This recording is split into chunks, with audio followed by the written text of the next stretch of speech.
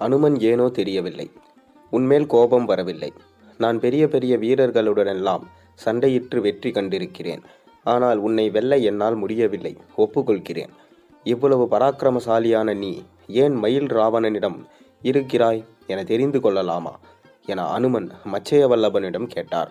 மச்சையவல்லபன் சாஸ்திரமும் விதியாலே இங்கு வந்து சேவகம் செய்கிறான். அவனும் பிறவியிலேயே ராட்சசனும் இல்லை, அசுரனும் இல்லை. ஆகையினால் அவனுக்கும் கருணை இருந்தது. வானர புருஷரே, உங்களை கொல்ல என் மனது இடம் கொடுக்கவில்லை. அது ஏனென்று தெரியவில்லை. என்னுடைய தாய் தகப்பன் பற்றி கூறுகிறேன் கேளுங்கள். என்னுடைய தந்தை மும்மூர்த்திகளுக்கு நிகரான பலமுடையவர், சுத்த வீரர், அதி பராக்கிரமசாலி, ராமநாமத்தையே மூச்சாக கொண்டவர். அவர் பெயர் அனுமன். என் தாய் திமிதி என்ற கடற்கன்னி இந்த சமுத்திரத்தில் தான் இருந்தாள். அதன் பிறகு அவளை பார்க்க முடியவில்லை. என் தாய்தான் என்னுடைய பாட்டனார் வாயு பகவான் என சொல்லி இருக்கிறாள். என் பெயர் மச்சையவல்லவன் என்பதாகும் என கூறினான். மச்சையவல்லவன் கூறியதை கேட்ட அனுமன் திடுக்கிட்டார்.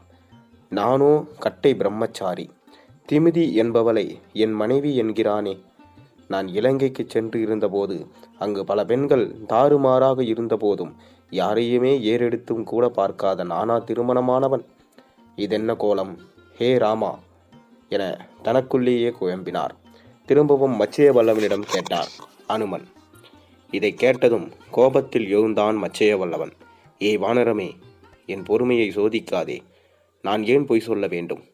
ராமபிரானின் மனைவி சீதையை ராவணன் தூக்கி வந்து இலங்கையில் சிறை வைத்தான். அப்போது அனைவரும் சீதையை தேடி இலங்கைக்கு வந்தபோது என் தந்தையும் வந்திருந்தார். அப்போது சமுத்திரத்தில் இறங்கும்போது அவருடைய உடல் சூட்டின் காரணமாக பிரிந்த வியர்வையை சில பூர்வீக இராமாயண கதைகளில் ஆண்மை திரவம் என சொல்லப்பட்டுள்ளது. பின் நம் தமிழ் கலாச்சாரத்துக்கு தகுந்தவாறு மாற்றி எழுதி இருக்கலாம். சமுத்திரத்தில் மீனாக இருந்த என் தாயார் திமிதி வயிற்றினுள் செல்ல அதனால் நான் பிறந்தேன். நான் பிறந்ததும் என்னை கடற்கரையில் விட்டுவிட்டு அவளும் சென்று விட்டாள். அப்போது அந்த பக்கமாக சென்ற என் பாட்டனார் வாயு பகவான் என்னை பார்த்து கீழிறங்கி வந்து என்னை உச்சி மோர்ந்து கொஞ்சினார். உனக்கு என்ன வரம் வேண்டும் கேள் என்றார். அதற்கு நான் என்னுடைய தந்தையை பார்க்க வேண்டும், அவர் பலத்துக்கு சமமான பலமும் வேண்டும் என கேட்டேன். அவர் எனக்கு என் தந்தையின் பலத்துக்கு சமமான பலத்தை தந்து நீ நிச்சயம் உன் தந்தையை சந்திப்பாய் என வரம் கொடுத்து விட்டு சென்றார். இப்போது புரிகிறதா என் தகப்பன் யார் என்று என கேட்டான் மச்சையவல்லவன். அனுமன் உடனே ஞான திருஷ்டியில் எல்லாவற்றையும் தெரிந்து கொண்டு மச்சையவல்லவனை கட்டியணைந்து உச்சி முகர்ந்து ஆனந்த கண்ணீர் வடித்து, நான் தான் அனுமன், நானே உனது தந்தை என அனுமான் கூறவும் ஆச்சரியம் கொண்டு அடங்கி நின்றான் மச்சையவல்லவன். தான் இங்கு வந்ததன் நோக்கத்தை அனுமான் கூறினார். இதை கேட்ட மச்சையவல்லவனும் வருத்தப்பட்டு, தந்தையே, நீங்கள் கூறுவது சரிதான். ஆனால் நான் தர்மத்தின்படி நடக்கிறேன். நான் பிறந்தவுடன் என் தாய் என்னை கடற்கரையில் விட்டுவிட்டு சென்று விட்டாள். அந்த சமயத்தில் சமுத்திரத்தை தாண்டி வேட்டையாட வந்த மயில் ராவணன் என்னை பார்த்தார். பார்த்தவுடனே என் ஜாதகம் முழுவதும் தெரிந்து கொண்டார். அத்தனை வித்தைகளையும் கற்றவர், அவ்வளவு சக்திசாலி. அடே பொடிப்பயலே, நீ ஒரு பராக்கிரமசாலி, உன்னை யாரும் வெல்ல முடியாது என கூறி நான் சிறுவன் என்று பாராமல் என் முன்னே அமர்ந்து வரம் ஒன்று கேட்டேன். நான் ஆளும் பாதாள இலங்கையை காக்க பலசாலி ஒருவன் தேடினேன். வாயு பகவான் ஆசி பெற்ற நீதான் அதற்கு தகுதியானவன் என கூறி என்னை அவனுடன் கூட்டிச் சென்று சகல வசதிகளுடன் செய்து கொடுத்து இருக்கிறான். தர்மத்தின்படி எனக்கு இது நாள் வரையில் சோறு போட்டு வளர்த்தவனுக்கு எதிராக செயல்படுவது துரோகம் அல்லவா? தந்தை மகன் இருவர் பக்கமும் நியாயம் இருந்ததால் தர்ம நெறியை மீறாமல் அனுமனை உள்ளே அனுமதிப்பதற்கு என்ன செய்யலாம் என யோசனை செய்தார்கள் அனுமனும் மச்சையவல்லவனும். சிறிது நேரம் யோசித்துவிட்டு மச்சையவல்லவனே கூறினான், தந்தையே, உங்களுக்கு ஒரு இக்கட்டான நிலைமை என்றால் அதை போக்குவதில் எனக்கு பங்கிருக்கிறது. ஆனால் நான் உயிரோடு இருக்கும் வரை மயில் ராவணனுக்கு துரோகம் செய்ய மாட்டேன். அது தர்மத்திற்கு எதிரானது. அதைவிட பெரிய துரோகம் மயில் ராவணனின் அந்தரங்க விஷயங்களையும் பாதுகாப்பு முறைகளையும் கூறுவது. அதேபோல் தாமரை தண்டின் வகையே நீங்கள் வரும்போது இங்கே காவலுக்கு நின்ற 2.5 லட்சம் அசுரர்களை கொன்றது போல் என்னையும் உங்களால் கொல்ல முடியாது. காரணம், உமது தந்தை என் பாட்டனார் எனக்கு அளித்த வரம். ஆகவே ஒன்று செய்யலாம். என் உயர்நிலை என் மார்பில்தான் உள்ளது. என்னை நடுமார்பில் ஓங்கி ஒரு குத்துவிட்டால் நான் மூச்சிறையாகி விடுவேன். அதன்பின் நீங்கள் சாவகாசமாக உள்ளே சென்று நீங்கள் வந்த வேலையை முடித்து கொள்ளுங்கள். அதை தடுக்க நானும் இருக்க மாட்டேன் என்று கூறிய மச்சே வல்லவன் இதை கேட்டதும் அனுமன் புத்திர பாசத்தில் கண்கள் கலங்கினார். தன் மகனை எப்படி அடிப்பது? ஒருவேளை இறந்துவிட்டால் என்ன செய்வது? புத்திர சோகத்தில் அனுமன் தயங்கி நின்றபோது மச்சைய வல்லவன் கூறினான், தந்தையே, தர்மமும் நியாயமும் பேசும் நேரம் அல்ல இது. நீங்கள் நேரம் கடத்த ராமலட்சுமணருக்கு ஆபத்து. அதனால்தான் சொல்கிறேன், மனத்தை கல்லாக்கி கொண்டு என் நடுமார்பில் குத்துங்கள். அப்படியே குத்தினால் நான் இறந்து போக மாட்டேன். 50 ஜாமமும் மயக்கத்தில் மட்டுமே இருப்பேன்.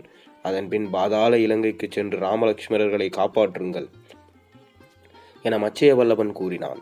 அனுமனும் மனதை கல்லாக்கி கொண்டு தனது 5 விரல்களை மடக்கி வைத்து கொண்டு ஓங்கி ஒரு குத்தை மச்சைய வல்லவனின் நடுமார்பில் விட அப்படியே மயங்கி சாய்ந்தான் மச்சைய வல்லவன். உடனே அனுமன் அந்த கோட்டையினுள் புகுந்தார். அது வெறும் செங்கற்களால் கட்டப்பட்டு இருந்தது. இது சாதாரண செங்கற் கோட்டைதானே, இதை தகர்ந்து எரிந்து விடலாம் என நினைத்து அதன் அருகில் சென்ற அனுமன் அதை சுற்றிலும் 4000 லட்ச வீரர்கள் காவலில் இருந்ததை கண்டதும் அனுமனுக்கு வேர்த்தது, விறுவிறுத்தது. இத்தனை பேரையும் சமாளித்து எப்படி உள்ளே செல்வது? அதற்குள் நேரம் கடந்து விடுமே என நினைத்து சற்றும் முற்றும் பார்க்கிறார். அனுமன் அப்போது அரண்மனை உயரத்திற்கு வளர்ந்து இருந்த பிரம்மாண்டமான பெரிய மரம் ஒன்று இருந்தது. உடனே அனுமன் விஸ்வரூபம் எடுத்து அந்த மரத்தை வேரோடு பிடுங்கி அசுரர்கள் சுதாரிக்கும் முன்பே அவர்களை தாக்கினார். அதில் பாதி சேனைகள் மாண்டு போயினர்.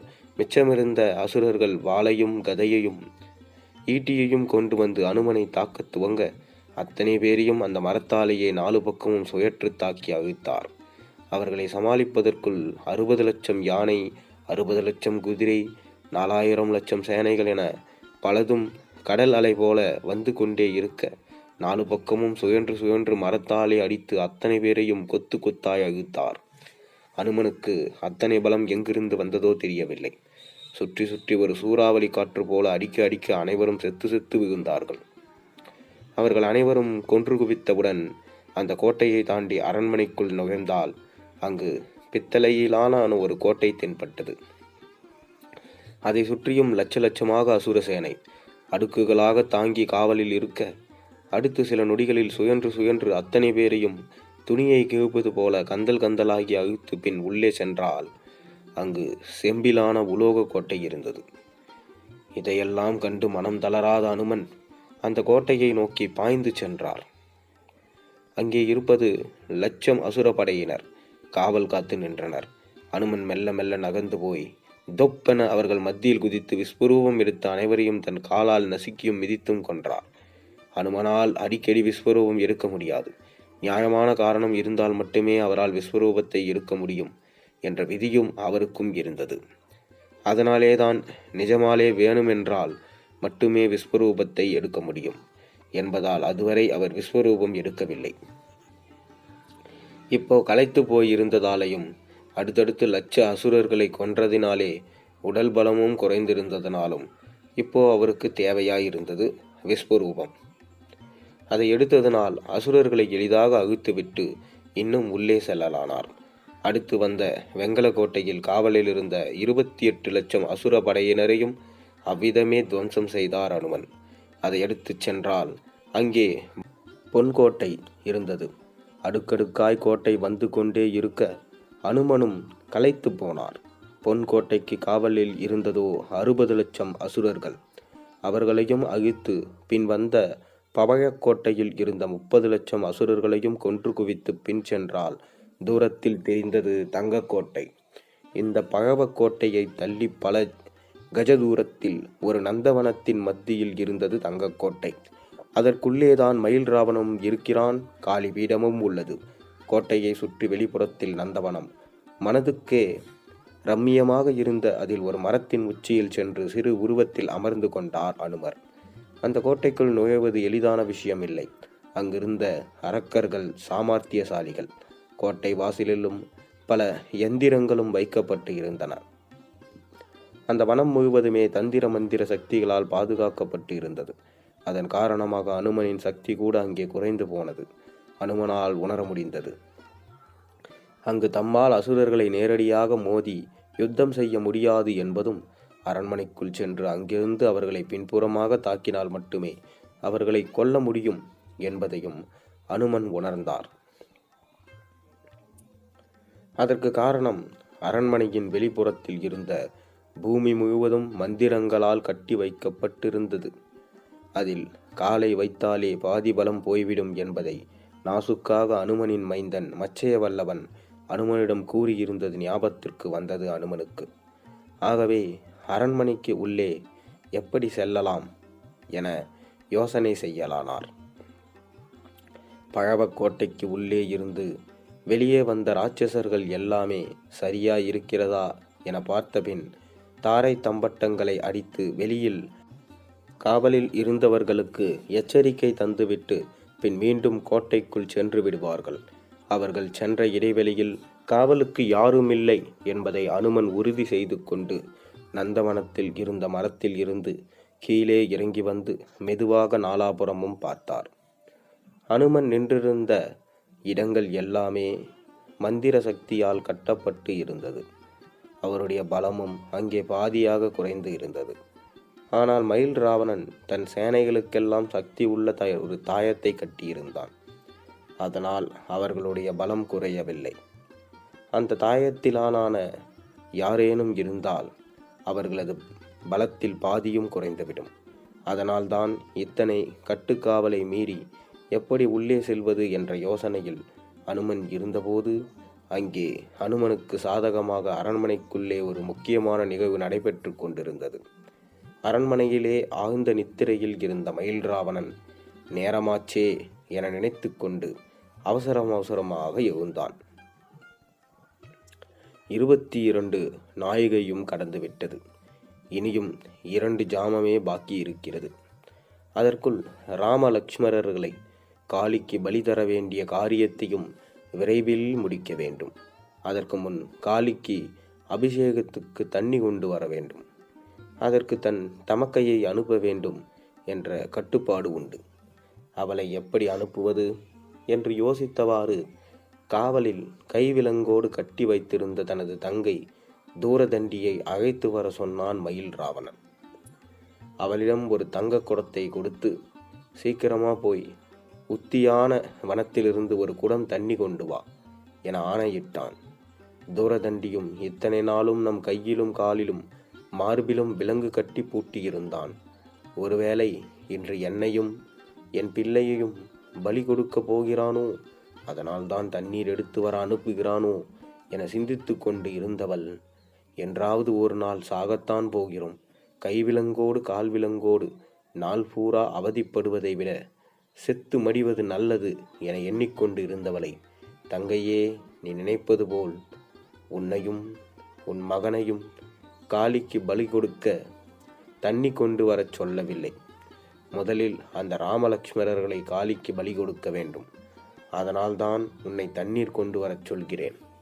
இதை யாரிடமும் சொல்லாமல் சீக்கிரம் கிளம்பி குளத்தில் இருக்கிற தங்க குடத்தில் தண்ணீர் கொண்டு வா என அவளுக்கு ஆணையிட்டான் மயில் ராவணன். ஐயோ அண்ணா, நீ ராமலக்ஷ்மணர்களையா காளிக்கு பலி கொடுக்கப் போகிறாய்? இந்த பாவகாரியத்தை பண்ண நானா உனக்கு கிடைத்தேன்? நான் இந்த பாவகாரியத்தை பண்ண போக மாட்டேன் அண்ணா என கதறியவளை நோக்கி உருவிய தன் வாளை காட்டி, போய் சீக்கிரமாக தண்ணி கொண்டு வா, இல்லை உன்னை கொல்ல மாட்டேன், உனக்கு பதிலா உன் பிள்ளையை வெட்டி கண்டன் துண்டமாக்கி மிருகத்துக்கு போட்டு விடுவேன் என கோபம் கொண்டான் மயில் ராவணன். அதை கேட்ட தூரதண்டி, அண்ணா அப்படியெல்லாம் செய்து விடாதே, கொன்றால் என்னையும் சேர்த்தே கொன்றுவிடு என கதறினாள். அப்படி எதுவும் நடக்காம இருக்கணும்னா போய் நந்தவனத்திலிருந்து சீக்கிரம் தண்ணி கொண்டு வா என விரட்டினான். அவளும் பயந்து நந்தவனத்துக்கு வந்து ஒரு மரத்தடியில் உட்கார்ந்து கண்ணீர் விட்டு அழத் துவங்கினாள். அவள் ஏன் அப்படி அழுது கொண்டிருக்கிறாள் என்பது அனுமனுக்கு புரியவில்லை. ஆனால் நடப்பது அனைத்தையும் மரத்தின் மீதிருந்தே அனுமன் பார்த்து கொண்டே இருந்தார்.